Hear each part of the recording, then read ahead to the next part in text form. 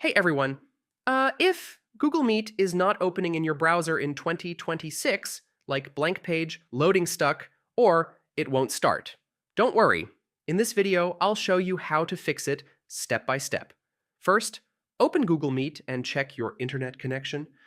Slow or unstable internet can prevent the page from loading properly. Next, refresh the page or restart your browser. This often fixes temporary loading issues instantly. Now clear your browser, cache, and cookies. Old stored data can block websites from loading correctly. After that, disable browser extensions. Some extensions can interfere with Google Meet. Next, update your browser to the latest version.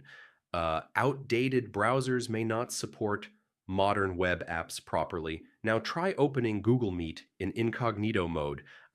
This bypasses cache and extension related problems. After that, check your firewall or antivirus settings.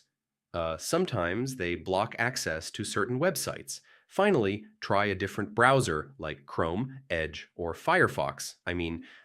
This helps you confirm if the issue is browser specific. So, yeah, that's how you fix Google Meet not opening in browser in 2026.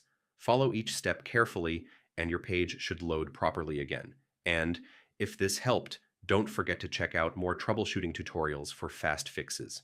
Hey,